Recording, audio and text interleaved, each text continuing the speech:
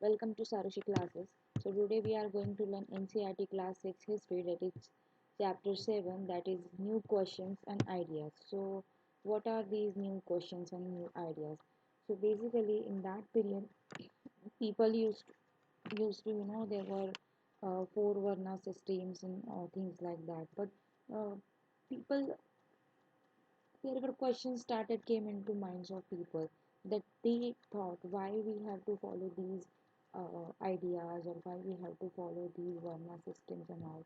So on the basis of that, emergence of new philosophies have came in force, and these thoughts were these thoughts were led to formation of different philosophies, and these were Buddhism and Jainism and things like that.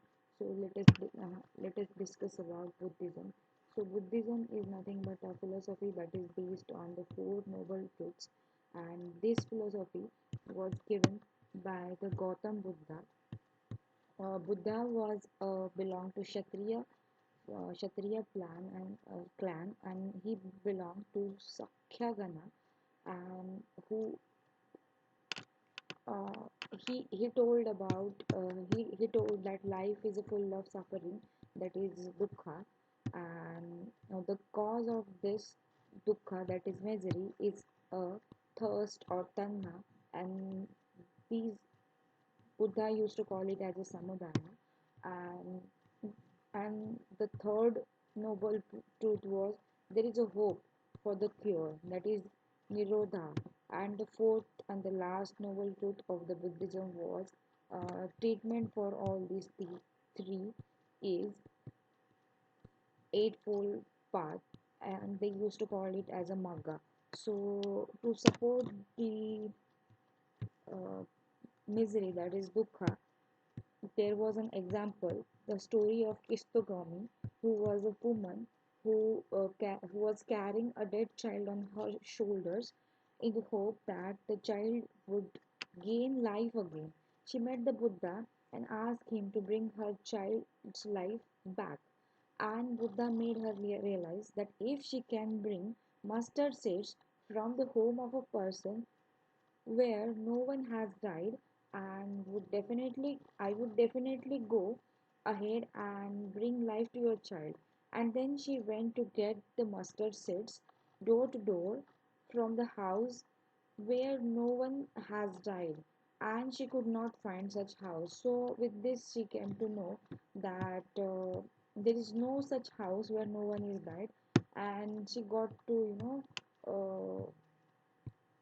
she got to understand that uh, it, it is unavoidable truth.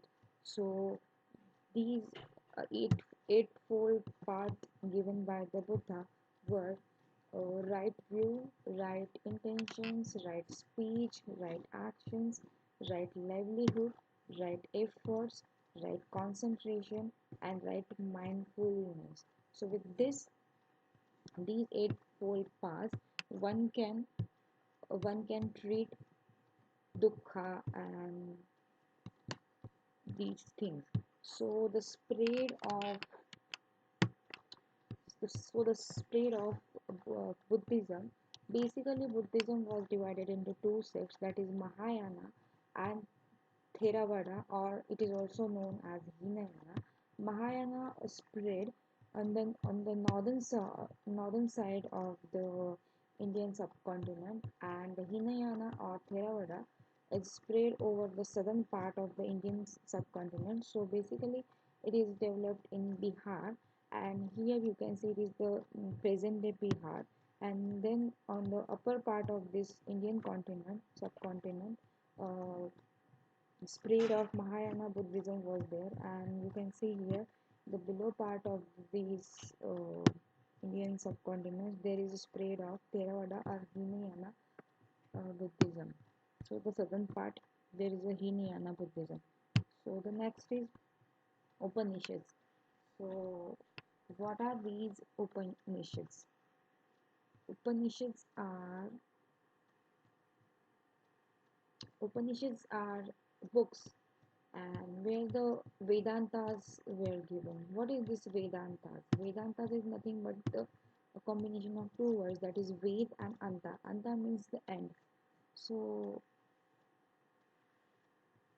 the end of Vedas. Then the next is Gargi.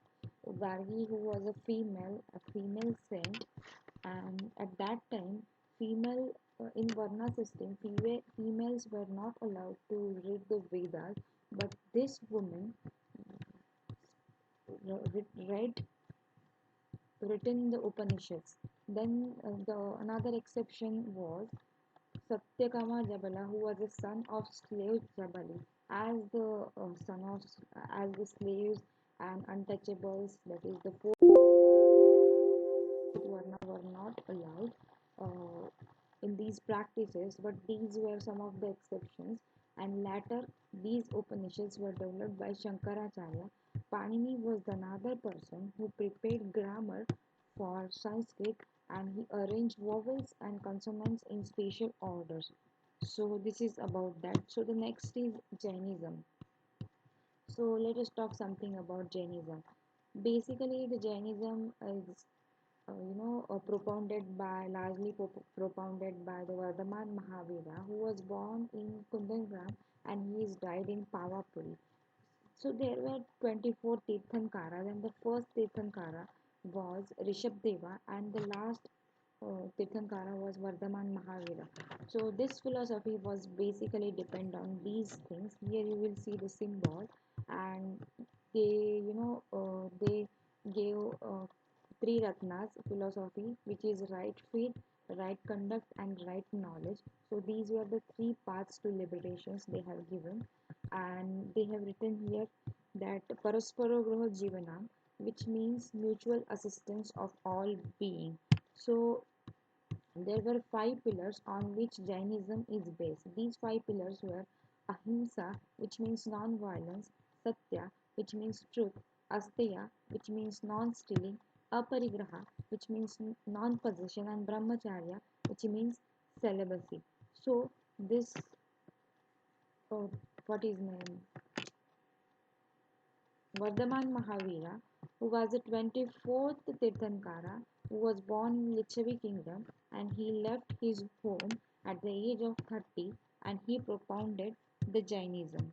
So the Jainism is again divided into, just like Buddhism, which is divided into two sects, Theravada or Hinayana Buddhism and the Mahayana Buddhism. Jainism is also divided into two sects, that is Digambara and Shvetambara. Digambara means Ambar means cloth and Dig means snow. So basically Digambar means no clothes, and the Shvetambara means Ambar means clothes and Shvet means white. So those who are wearing white clothes were belong to this sect. So Digambara spread of Digambara were in southern part of India, and this is done by the Bhadrabahu. And Shvetambara, the spread of Shvetambara is in the northern part of India by Sthulbhadra. So let us discuss the similarities in Buddhism and Jainism. Both of these philosophies were in Prakrit language. They followed the language Prakrit, and they didn't give more importance to different other language like Sanskrit and all.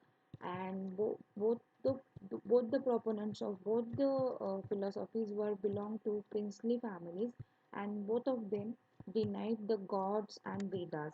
They accepted the karma, rebirth, and the moksha philosophies, and they opposed the animal sacrifices, and people from all castes were accepted. There were no varna system in these, and they used to follow right conduct, and they again divided into two sects, just like we just now discussed that Buddhism is divided into two sects, Hinayana and Mahayana, and Jainism in Shvetambara and Digambara. So there were three texts in both, like Vinay Pitaka, which gives rules for Buddhist Sanghas; Sutta Pitaka and the Abhidham Pitaka were of Buddhism, and Anga, Upanga, and Mulgrajita are from Jainism.